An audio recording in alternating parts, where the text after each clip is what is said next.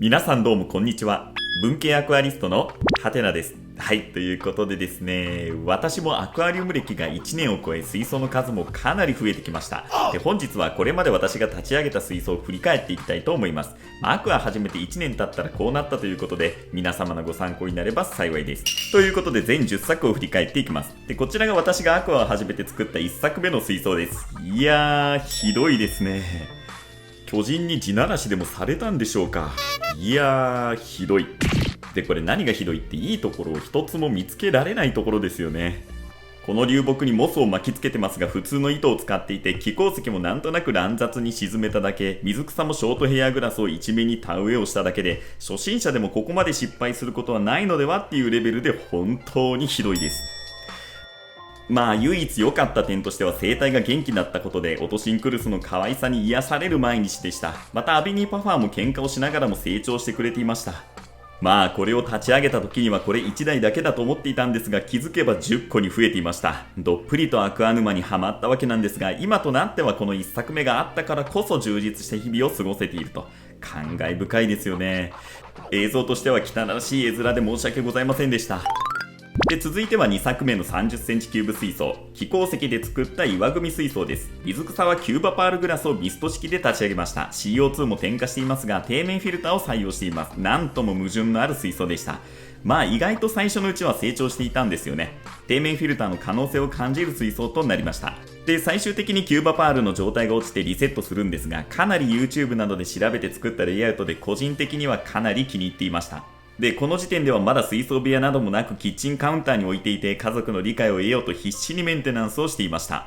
で、今振り返って見てみると、やはり前面のソイルを盛りすぎであったり、不自然な石の配置なども気にはなりますよね。続いては3作目の45センチ水槽30キューブからサイズアップしました。大きな流木を使い敷き分けにも初挑戦し、やってみたいことを全て詰め込んだ水槽になります。ちぐはぐ感が逆に好印象ですね。ちなみにこちらも底面フィルターです。この時期は設置スペースの制約もあり、底面フィルターにこだわっていました。水草は化粧砂の上にリシアであったり、ロタラにアルビアス7、また流木にウォーターフェザーにボルビティスを活着、おまけにブリ草までごちゃ混ぜにした。結局敷き分けもうまくいかずソイルに変更したり、黒ひげゴケと初めて格闘することになったりと、多くのトラブルを経験することになりました。今考えるとこの経験は大きかったのかなと思います。水草レイアウト水槽でできることとできないこと、自分でいろいろと実験することができて理解が深まりました。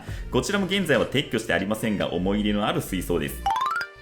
で、4作目はこちらの60センチネオグラステラ水槽で、これは私が YouTube を始めるきっかけとなった水槽です。これまでの経験を生かして初めてアクアテラリウムに挑戦しました。で、これは立ち上げた初期の段階ですが、これ今見ても結構いい感じに見えますよね。この辺りから構図なんかも意識するようになったりだとか、で、陰性水草の美しさにも心を奪われたり、この水槽は一番長く維持している水槽でもあります。で、これが立ち上げから10ヶ月経過した姿です。めっちゃ水草が成長しました。ちょっと成長しすぎて水草の境目がぼやけてしまっていて、少しいじらないといけないかなとは思っています。陰性水草中心ですので CO2 添加もしていませんが、水草の成長が本当にすごい。ミクロソリウムナローリーフも小株をつけてどんどん増えますよね。全く存在感のなかったボルビティスもここまで増えました。この時期はボルビティスが好きな時期でして、ボルビってなかなか成長が遅いんですが、我慢していればある時期から増え始めますよね。で、水上用としてシペラスを植栽しています。今思うとこれがあったからここまで維持できていたのかもしれません。水上用の水質浄化能力はかなり高いですよね。とにかくモスの増え方がこれすごいんですよね。勝手に水上にまで勢力を伸ばしてくると、モスを減らさないと水形が崩れてしまうほどです。近々トリミングしておきたいとは思っています。で、5作目はこの60センチレギュラー水槽です。こちらも立ち上げ直後の映像です。大きな溶岩石の上に大きな流木を乗せたレイアウトです。ミクロソリウムトライデントやボルビティス、それに後継層としてロタラを植栽した王道の水槽になります。敷き分けにも再挑戦した水槽でもあります。またこちらは水槽部屋の第1号でもあります。外部フィルターの初導入など、ここから新たな世界が広がったように思います。これが7ヶ月経過した様子です。いや、めっちゃ成長しましたよね。ミクロソリウムトライデントが成長が早く、ここまでボリュームが出てきました。陰性水草でも種類によって成長速度は違うんですよね。ロタラに関しては定期的にカットしていますが、それ以外の水草はずっと放置していました。CO2 はインライン化して添加し続けています。陰性水草も CO2 は必須ではないとはいえ、添加した方が成長も早く安定するのかなと思います。流木にはゼリー状接着剤で接着しました。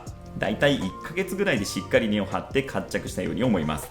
こちら側も当初と比べるとトライデントの成長が分かりますよね。ちなみにブリ草はまたうまくいきませんでした。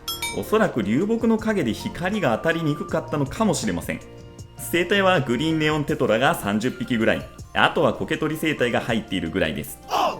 この水面あたりのボルビティスがかなり成長していますね。まだ水上溶化していませんが、そろそろですかね。私まだボルビティスの水上溶化には成功していません。また成功したらご報告したいと思います。で、6作目はこちらの45センチ気候石山岳レイアウト水槽です。立ち上げ直後の映像ですが、こちらはミスト式で立ち上げました。前面にはキューバパールグラスを、サイドから裏側までにニューラージパールグラス、大きい親石の前後にはパールグラスを植栽しました。今見るともう少し山岳感を出した方が良かったかなと思います。上畑の石ガチャで立ち上げたと考えると、それなりにうまくできたのかなとは思います。で、こちらが立ち上げから約半年経過した状態です。後継のパールグラスの繁殖力が尋常じゃないんですよね。石の前に植栽したパールグラスはもうカットしちゃいました。この方が親石が際立って良かったかなとは思います。で、生態はミクロラスボラ花火が10匹ほど。生態を購入する時の難しさを痛感した個体でもあります。購入時の状態が非常に悪く痩せ細っていて、しっかり手当てをする前に導入してしまいました。で、そのせいで半分ぐらいまで数が減ってしまうことになっていました。今は皆さんのアドバイスのおかげでなんとか維持できています。水草についてはニューラージパールグラスがちょっと元気がないですよね。こけがちなところがあるのと、排水パイプ付近に黒ひげゴケが生えています。7作目はこちらの60センチロウ水槽です。マルタ流木と木化石を使った水槽になります。水草はエキノドルステネルスとグロストスティグマを前景に、後景にはロタラナンセアンとロタラレディッシュを持ってきました。それにアヌビアス、また初めてブセファランドラにも手を出しました。しっかり組んだつもりですが物足りない点もあります。やはりせっかく高さの低い水槽でしたので、水上部分をもっと活かしたレイアウトにすべきだったかなと思います。それでもブセファランドラなどの陰性水草の美しさを知り、レイアウトの幅が広がった水槽でもあります。で、それから4ヶ月経過した姿がこちらです。木化石どこ行った？それぐらい水草の成長がやばいです。後継層のロタラは言うまでもないんですが、前継層のグロストスティグマの成長力はマジでやばいですね。こんなに高さが出るとは思ってなかったです。当然 CO2 も添加していますが、このブセの成長は想像以上でした。後継のロタラは水槽の高さが低い分、トリミング回数がちょっと多くて、正直面倒になる時もあるぐらい、なんとか維持していきたいと思います。前景のエキノドルステネルスもしっかり根付いていますよね。こいつもランナーを伸ばして増えまくるんですよ。トリミングの面では綺麗な水形を維持するのが難しいかなとは思っています。ただブセもその分順調に成長していて、どんどん株が増えていっています。特別なことはしていませんが、水草にとってはいい環境なのかなと思います。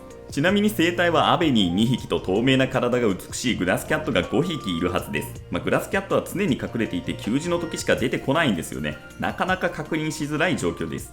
で、こちらの水上部のアヌビアスはエアコンの乾燥のせいか葉が枯れるんですよね。もしかしたら先ほどのボルビも同じ理由で水上溶化しないのかもしれません。8作目はこちらの30センチキューブ水槽です。お金がなくとにかく金欠レイアウトです。基本的には余り物を使って組んだレイアウトになります。底面フィルターと溶岩石ロザイを組み合わせています。クリスマスモスなどモスを中心にした水槽を目指しました。生態はベタ1匹です。ベタにとっては贅沢な環境ですよね。で、3ヶ月経過した現在がこちらです。ちょっとこけてて汚い感じになっちゃってますが、あんまりメンテナンスもしないでいいので、こちらは楽ですね。環境も当初卵巣が出たぐらいで順調に管理できています。ベタは水替えに強い生態らしく、結構水を変えているのもいいのかもしれません。モスがあちこちに飛び散っていますが、もう少し放置しておきたいと思います。9作目はこちらの60センチ排水槽になります。めっちゃでかい流木を使った陰性水草中心の水槽で、最近ハマったブセも結構使っています。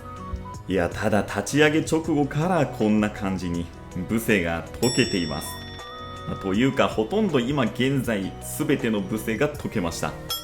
現在は左に見えるブセを残して、それ以外のブセの姿がありません。これいまいち原因がよく分かっていないんですが、ブラックウォーター化していることと関係がありますかね。このでかい流木から大量のアクが出てくるんです。それが水草にとっては良くないのかもしれません。ちなみにスクリューバリスネリアとルドウィジアは溶けました。今はこのように浮き草を入れたり、なんとか落ち着いてはきています。で、生態はポポンデッタフルカタというレインボーフィッシュと呼ばれる仲間を導入しました。透明な体に黄色の体色が美しい魚ですね。オスとメスでちょっと姿が違うようで見分けやすいです。オスの方がヒレが長く体色もはっきりした黄色になります。にしてもこの魚美しいですね。こちらは2週間程度トリートメントをして入れました。元気に育ってくれたら繁殖とかしてくれますかね。こちらも今後は落ち着いてきたらまたブセも入れてみます。あと CO2 は添加なしで挑戦しています。そのあたりも影響があるかもしれません。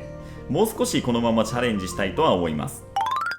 で、記念すべき10作目はこちらのオーダーメイド水槽です。前回の動画で立ち上げをお見せした水槽です。本当にたくさんの方に見ていただき、コメントもいただきました。いやー、本当にありがとうございました。正直賛否両論ありそうだなと思っていましたが、前傾層にあえて高さの出るものを選んだんですよね。とにかくどこから見ても奥行きが60センチもありますので、広がりを感じられるんですが、その分どこから見ても大丈夫なように組むのが難しかったです。個人的には人とは違う感じになってよかったかなと思っています。ここから水草がどう成長するかでまた全然違ってきそうで、不安でもあり楽しみでもあります。また水槽の高さが低い分上から見下ろすことが多いというか、椅子に座っても見下ろす形ですので、上から見てもいい感じにしたかったんですよね。CO2 もしっかり添加していて今のところ調子がいいです。コメントもいただきましたが、ちょっと不安なのが水流です。給排水パイプの位置が近いため止水域ができてしまうかもしれません。一応そのあたりも考えて溶岩石を円形に配置することで水を回すと流れるプールみたいな感じにしています。もし止水域ができるのであればちょっと考えないといけないかもしれません。でも1年でよくここまで増えましたよね。まさかここまで増えるとは夢にも思いませんでした。水槽は生き物で勝手に増殖していくみたいです。水槽部屋もほとんど完成というところまで来ています。何かまた別の目標を見つけていきたいかなと思っています。また突拍子もないことを突然やるかもしれません。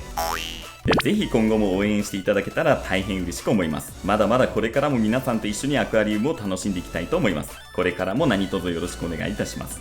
今回はアクアを始めて1年で立ち上げた水槽のご紹介をしました。最後までご視聴いただきありがとうございました。ぜひ高評価、チャンネル登録もお願いいたします。それではまた。